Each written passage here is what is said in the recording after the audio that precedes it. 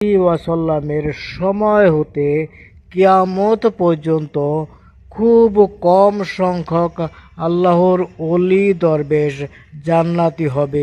রাসূলে পাক সাল্লাল্লাহু আলাইহি ওয়াসাল্লামের পূর্বে থেকে খুব বেশি সংখ্যক আল্লাহর ওলি দরবেশ জান্নাতি হবে।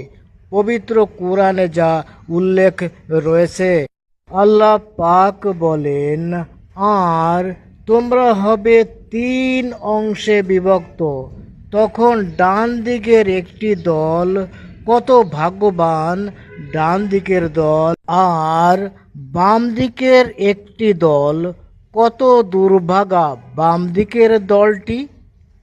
আর অগ্রবর্তীরা তো অগ্রবর্তী, তারাই নৈকট্যপ্রাপ্ত, তারা থাকবে নিয়ামতপূর্ণ জান্নাতে।